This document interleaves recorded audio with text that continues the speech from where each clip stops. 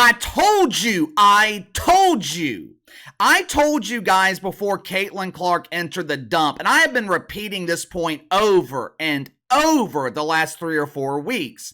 Mainstream media, they have done everything in their power to disguise the jealousy and resentment. They have tried to convince us that WNBA dump divers, they are appreciative of Caitlin Clark. The media, they have tried to convince us that there's no jealousy, there's no resentment of Caitlin Clark and the WNBA.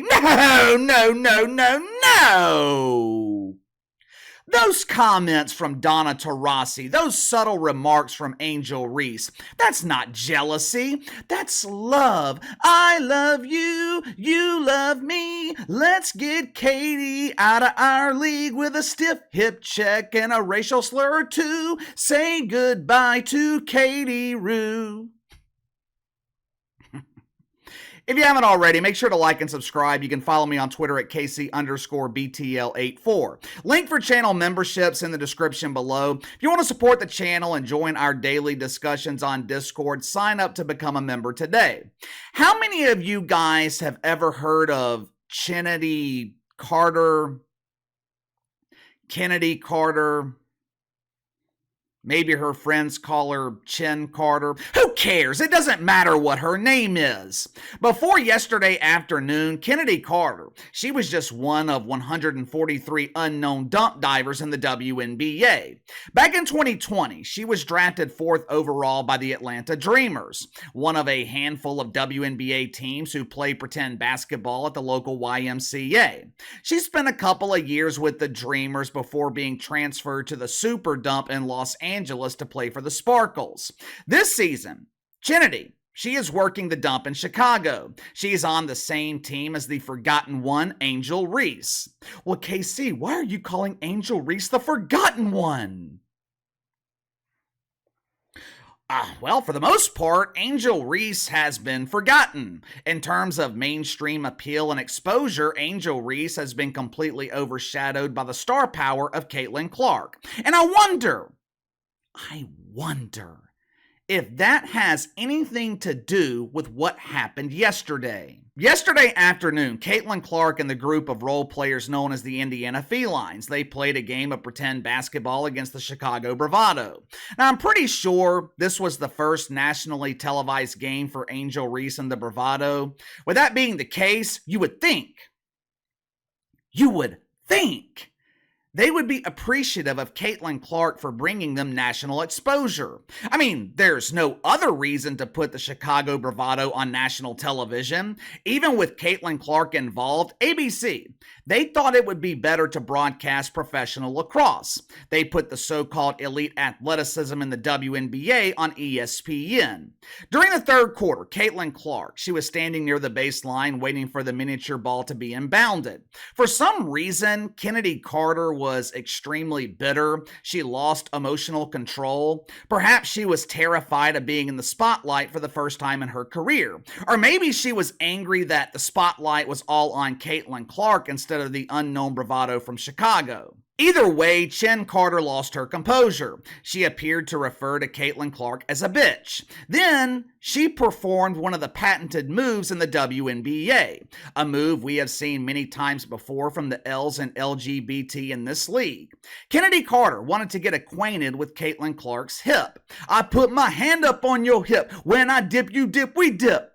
Problem was, Caitlin Clark, she wasn't interested in emulating the popular Freak Nasty song from the 1990s.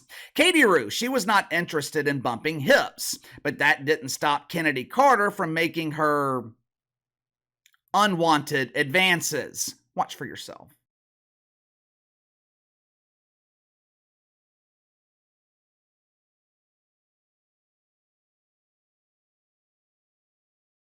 All kidding aside, that is an obvious flagrant foul, right? At minimum, it should have been a flagrant foul. Officials, they would have even been justified if they ejected Kennedy Carter from the game. Instead, WNBA officials, they put their collective brain cell together and they determined that was a common foul. That random act of aggression, it was considered to be no different than a hand check or a shooting foul. This is a serious problem right now in the WNBA. Seems like every game, Caitlin Clark is being targeted by opposing players.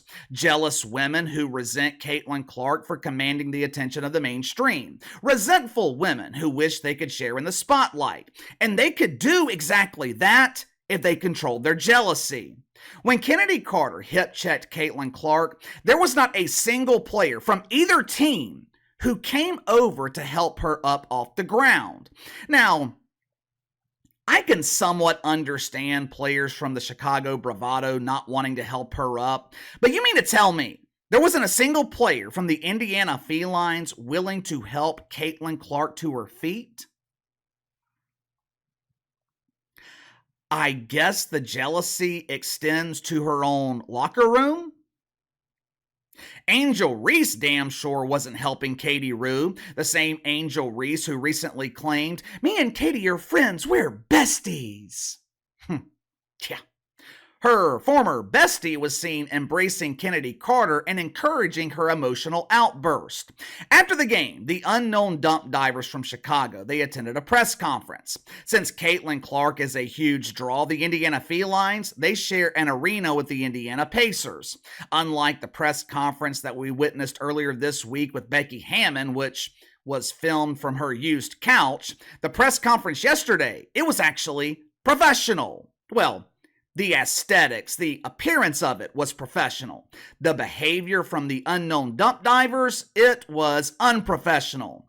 Someone from the media, they asked Chennedy Carter about her jealousy of Caitlin Clark. Listen to her response. Bumping in with Caitlin, it seemed like she turned to you a little bit after the fever I score. ain't answering no Caitlin Clark questions. Did she say anything to you? I don't know what she said.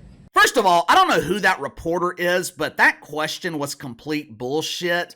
Chennedy Carter didn't bump into Caitlin Clark. This was not incidental contact. Chennedy Carter targeted Caitlin Clark. And number two, Chennedy Carter told the media that she was not answering questions about Caitlin Clark. Then what the hell are you doing here? I don't know if Chennedy Carter knows this, but no one cares about anyone in the WNBA besides Caitlin Clark. If you don't want people talking about Caitlin Clark, that must mean you don't want people watching this dump. Like I said, this is a very serious problem right now in the WNBA, and Kat Engelbert, she's not doing a damn thing about it. At this point, you know what I would do if I were advising Caitlin Clark, and I'm being serious about this. If I were advising Caitlin Clark, I would tell her, get the hell out of the WNBA. I'm being serious. I'd have her play in the Euro League where they pay their players in dollars instead of pesos like the WNBA. I'd have her competing in a league where she's wanted and appreciated. And I would get her as far away from the WNBA as possible. On the way out, I would have Caitlin Clark issue a statement to the entire dump. The entirety of the statement, it would be two simple words. Good luck.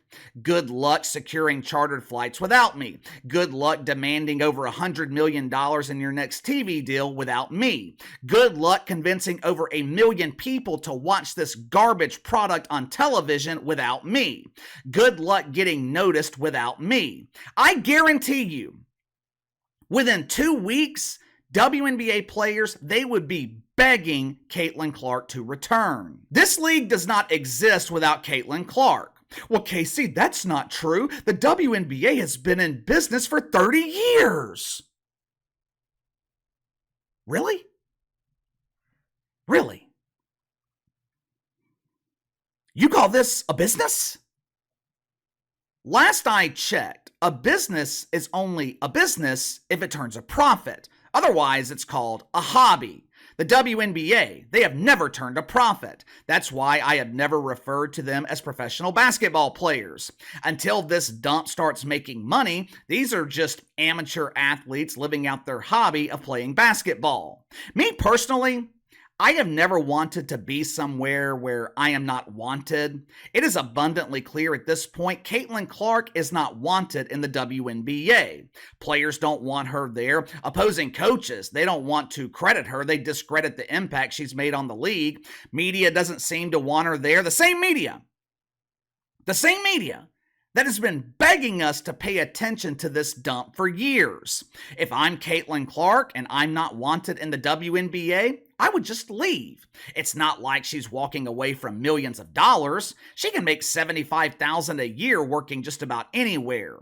Over the last few weeks, the mainstream media has claimed that all of this resentment towards Caitlin Clark is just competitive banter. We see the same thing in the NBA.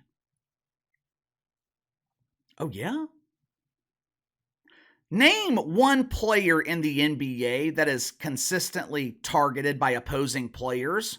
Draymond Green, he was absolutely destroyed by the media this season for his conduct on the court. This does not happen in the NBA. When Zion Williamson came into the league, he was embraced by LeBron James. Hell, NBA players, they are often accused of being too nice, being too friendly.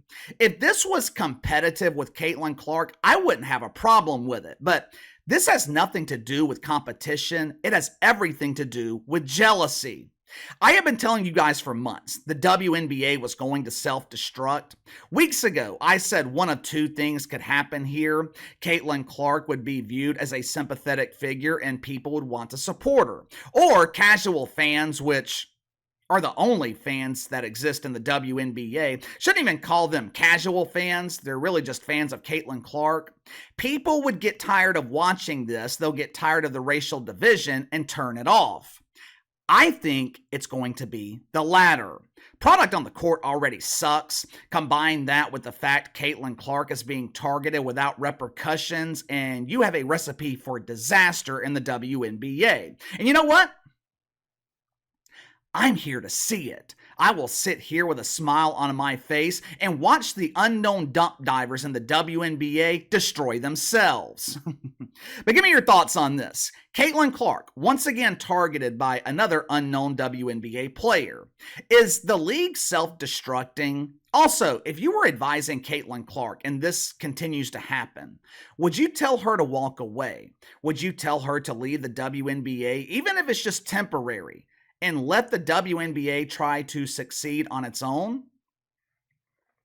Let me know. Sound off in the comments below. Like, subscribe, share the video. Appreciate your support. Best way to contact me is by email at btlkc84@gmail.com, and I'll see you guys later.